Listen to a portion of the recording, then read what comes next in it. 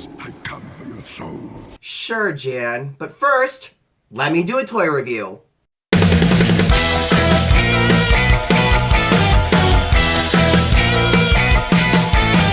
Who's been opening all these toys? It's been Tommy Purr all along. Who's been flirting with all these boys? It's been Tommy Purr all along. He's insatiable, so damn adorable, that you never ever noticed. He's so full of.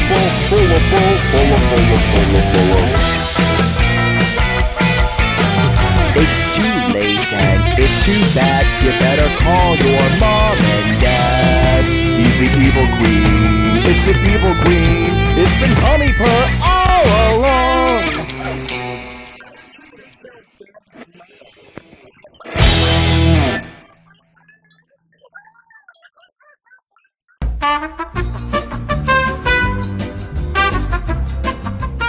Hey guys, welcome back to the channel. It's Tommy Purr with another edition of Tommy Likes It, the talk show where we talk about toys that interest me and toys that I hope interest you. And today we are taking a look at the new McFarlane Toys Shao Kahn from the Mortal Kombat 11 series. And I'm really happy that he did Shao Kahn because this figure is a good replacement for those of you who didn't pick up the Storm Collectibles Shao Kahn figure, which retails for over $200 now.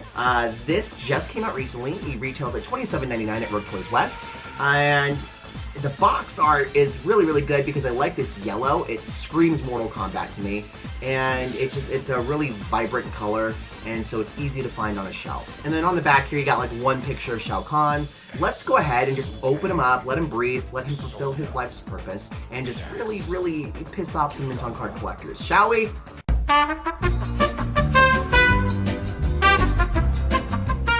Okay guys, so we have Shao Kahn out of the box and ready to take a closer look at his details, paint applications, articulation, and his one accessory that he comes with. We'll go ahead and take a look at the accessory first because I think it's the best part about the figure. It's basically Shao Kahn's Warhammer there. You got some really great details and molding on the hammer itself. The little steel, I don't know what you could call it, the grating basically on there. And you got the cool little indents on the hammer there, and you've got the logo on the front and on the back, and then the handle looks really nice as well, and you got like a little sharp tip. This is very pliable and bendy, so when you open it, your hammer might be like this, so just kind of straighten that out a little bit. There's really no middle ground for stuff like this. I would prefer it be rubbery and I gotta straighten it out than have it be like a hard, stiff plastic that breaks as soon as it comes out. So yeah, it is McFarlane Toys after all. So any one of us who grew up in the 90s knows McFarlane Toys, they used to be really brittle. And that's actually one of the big things that I have a problem with the DC Multiverse line, as well as the Mortal Kombat line, and it's especially prevalent in this figure, is that the articulation is always a bit stiff. But the arms, the legs mostly, you're really gonna have to heat up the figure to loosen the joints a little bit, because it just feels like playing Russian roulette with a trapper keeper. You know, the 3-ring binder, and you would like, every time you'd open it and you'd go to close it, you'd get your like hand caught in it or your skin, and it would pinch you in school. You know she screwed Coach Halfacre. Yeah, that is how I feel about these figures. I'm always afraid I'm gonna get my skin caught in the middle of their joints, and it's just really not fun. I'm also disappointed because the Storm Collectible Shao Kahn has a removable helmet. This guy does not. I feel like they could have gone the extra mile just a little bit, especially given that it is Shao Kahn and we have seen him without his helmet in Mortal Kombat 11 and other video games. The figure itself does have good articulation in the form of there's lots of it. Although he's a little bit stiff, you have the ab articulation right there. You've got all this molding with pliable, the pliable tunic, and this whole piece right here. The shoulder pads too. All of these are separate pieces. So like if you wanted to cut this off and use the torso naked for something, for like a custom figure, you could easily do that. You could probably pull off the shoulder pad if you wanted to, And you could cut off the tunic if you wanted to as well. He does have underwear underneath, just so you guys know, because if you're going to customize, it's good to know what's underneath the clothing, right? So you got the ab articulation, you've got the arms, which can go, they do have a nice butterfly joint, so that's good, but it doesn't matter because the shoulder pad and like the, this thing right here, I don't even know what to call it, but it kind of gets in the way on this arm only. This arm goes up a little bit higher. The arms can go all the way around. You do have double jointed elbows. You do have a wrist joint. But what sucks about Shao Kahn is that he has like little spike details all over his body. So when you're like trying to move his hand, it really does hurt. Like, it's annoying. And he has it on the arms too, these little spikes. And it literally just gives me PTSD about like the old McFarlane Toys, the old Spawn line. The legs are stiff, but you got double jointed knees. You do have a knee pad right there. You have an ankle joint and an ankle pivot, and you've got the toe joint, which comes in handy for when you have the Mortal Kombat stand that the figure comes with. And that's what I like about McFarlane Toys, is he at least includes a stand with all his figures. The toe joint can make it a bit of a pain in the butt to stand him properly, but it's good for posing for like photos and things like that. Again, with the spikes all over the body, it is screen accurate, it is video game accurate, but you're gonna probably bleed, you're probably gonna stab yourself a few times, and it's annoying. I hate that. It's just like, there's like no middle ground, you know what I'm saying? But there's the figure in all his glory, and then the biggest thing I have a problem with is the paint.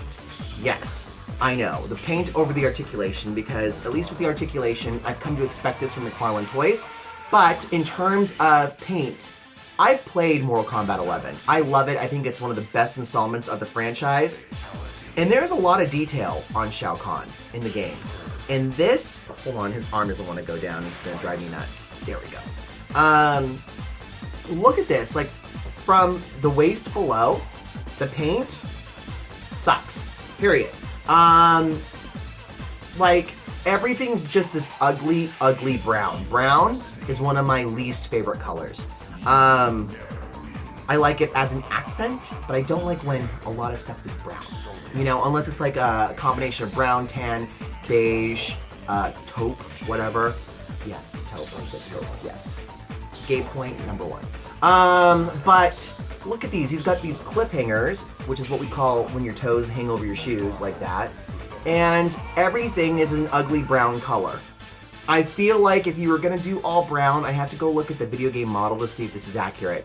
But I feel like they should have done different shading for brown, because this is ugly. This is absolutely ugly, and I don't like that. And again, it's good for the price point, so I'm glad that like something like a Storm Collectibles figure does not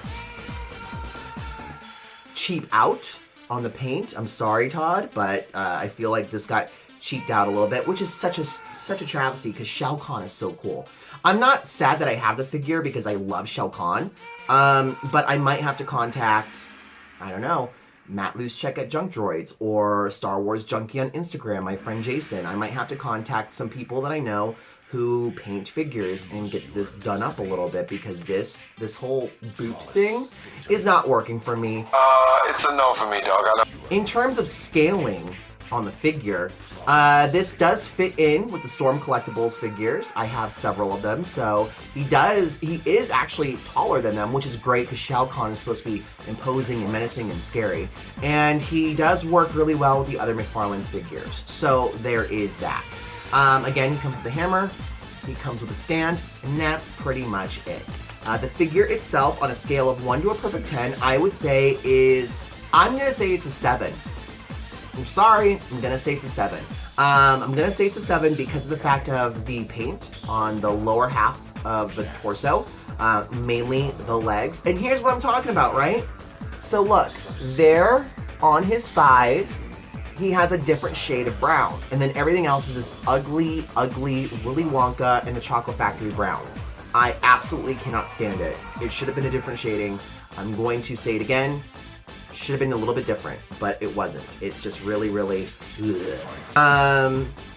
But yeah, this is a 7 for me because of the paint on the legs, and also because of the fact that I keep stabbing myself on the little spikes on the body. It's really unforgiving. I would never let my nephew play with anything like this because I'd probably have to take him to the emergency room. Oh, and another reason why he's a 7 is because the helmet doesn't come off. So, what's the point in that? You know what I'm saying? Jeez. Lazy. But in any event, there you go. Shao Kahn from Mortal Kombat 11, courtesy of McFarlane Toys.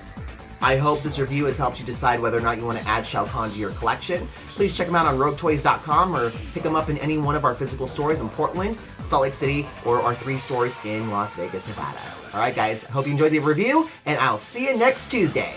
Be sure to also check out the Rogue Toys Facebook page and tune in every Tuesday at 6 p.m. Pacific Standard Time to check out the Facebook Live Claim Show starring the toy experts Crystal and Steve. And finally, follow me on social media. You can find me on Twitter at rareform, RAWR_form. You can find me on Instagram at the_man_diva. You can follow me on Facebook at facebook.com/officiallyperfect. And if you'd also like to purchase Tommy Purr merchandise, check out my store on storefrontier.com/merchandise. And once again, I hope you guys enjoyed the video as much as I enjoyed making it. Be sure to stay catty, and we'll see you next Tuesday.